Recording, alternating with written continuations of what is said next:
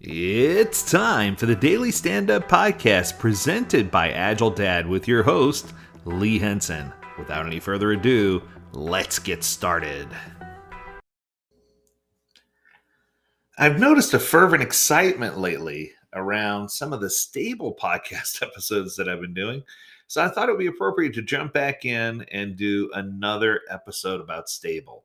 Now, for those of you who aren't familiar with the stable framework, if you visit stableframework.org, you can find out a ton of information there. This is a relatively new framework that was created by a gentleman named Mike Berry. Now, Mike Berry didn't create or invent all the pieces that are part of it, but he put together the framework and created and founded the Stable Institute, which allows you to get the best of agile, lean, and operational excellence all combined under one heading so that it takes the best parts from Scrum, the best parts from Safe, the best parts from Lean, the best parts from Kanban, the best parts from operational excellence and from understanding quality management, and pulls all that together into one pretty easy to implement framework. So I got a series of questions here, and I thought I'd just go down the list and start answering maybe a handful of these questions and call that an episode. Because if you're really that interested in stable, let's talk about it. Let's get it out there. One. So question number one, right out of the gate. I've never heard of stable. How long has it been around? Is it legit? Well, yeah, it's completely legit. It's been around now.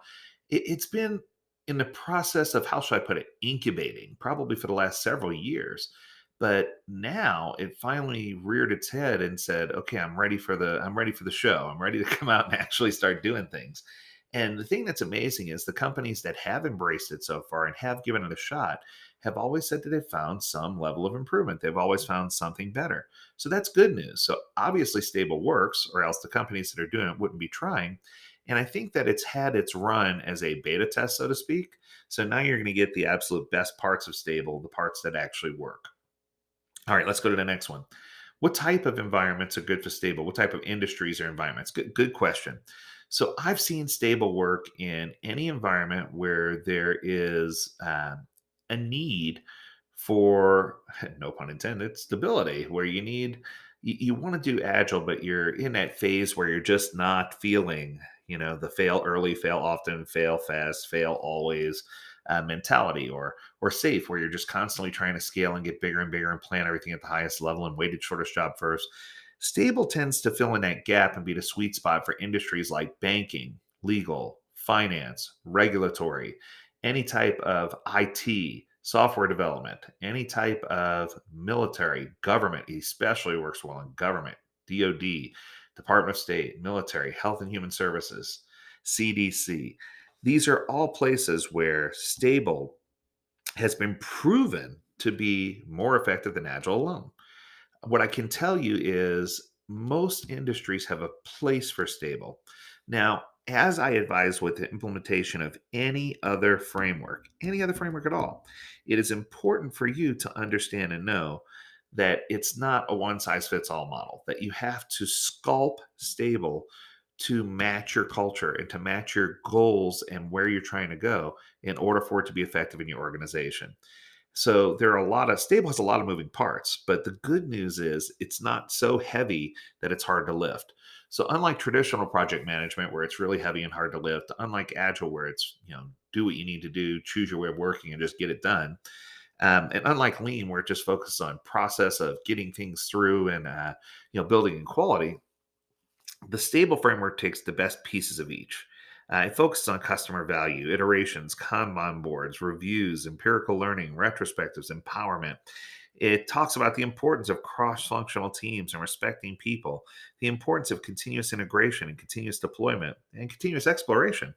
It also talks about lean value streams, work in progress, Kaizen, theory of constraints, flow, Pocoyo, quality circles, waste reduction, operational excellence, systems thinking, quality assurance, quality control, checklist, checkpoints, performance metrics, you name it, and it's in here. Slam charts, KPIs. There's just a lot of value that comes in tying these things together and determining which pieces fit your organization the best. So, as far as industries are concerned, I'd be hard pressed to find an industry where it's not going to work. It would be more difficult for me to find something where it's not going to work than it would be for me to find a place where it will work. All right, let's keep going. Number three, how does this certification compare to other certifications that are currently on the market? I'm trying to grow my career. Which class should I take? Good question. So, if you haven't noticed, Stable has astronomically grown. It went from having two certifications to having a number of them. It has now Certified Stable Associate, Certified Stable Process Owner, Certified Stable Scrum Master, Certified Stable Master Chief, Certified Stable Scrum Product Owner, Certified Stable Hybrid Product Owner, Certified Stable Software Estimator, and Certified Stable Product Marketer. Wow, that's a lot of different certifications. And what I can tell you is the growth of Stable has come from the desire or need to have those types of positions inside of organizations. Now, you might be saying to yourself, we already have Scrum Masters. Great. So, all they need to do is pick up some of the stable framework techniques and they can become a certified stable Scrum Master. It's not that much different, but it's important for them to understand the simple nuances or differences so that they can apply some of the stable techniques inside of their Scrum implementation. So I guess what I'm trying to say is, comparatively to the other certifications, what you're going to find is that some of the certifications have many similarities, but what you'll find is the pieces that are missing from those other techniques are currently present and stable, and it helps, once again, it helps make things more stable for people who are practicing those techniques. So what I can tell you is that while nothing has been perfect yet, this is getting pretty close. This is giving you a taste of all the things you need. So there are multiple certifications. I normally recommend you need to start with either the Certified Stable Associate or with the Certified Stable Process Owner. Those are probably the best starting points. And then get into the role specific ones as you need to. But what I can tell you is that here's the interesting piece. For years, there's been gaps, and I feel like the stable framework is starting to fill some of those gaps. And that kind of leads me to the next question. So I'm going to jump straight into the next question.